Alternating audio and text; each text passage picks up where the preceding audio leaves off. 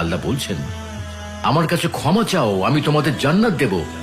মোটেও দেরি করো না, এক্ষুনি চাও, আমি তোমাদের দিয়ে দেব। দ্রুত ছুটে চলো আমার জান্নাতের দিকে। আমার জান্নাত পৃথিবীর মতো এত ছোট কিছু নয়, এত সংকীর্ণ নয় যে তোমাকে সেখানে গাদাগাদি করে থাকতে হবে, বায়ু দূষণের শিকার হতে হবে। আমার জান্নাত এত প্রশস্ত, 7 আসমান আর জমিন জুড়ে তার বিস্তৃতি।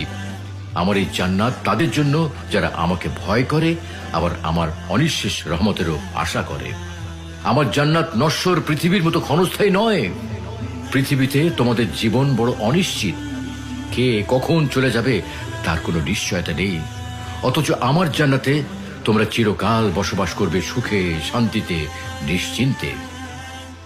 যারা তাদের পালনকর্তাকে ভয় করত, তাদেরকে দলে দলে জান্নাতের দিকে নিয়ে যাওয়া হবে।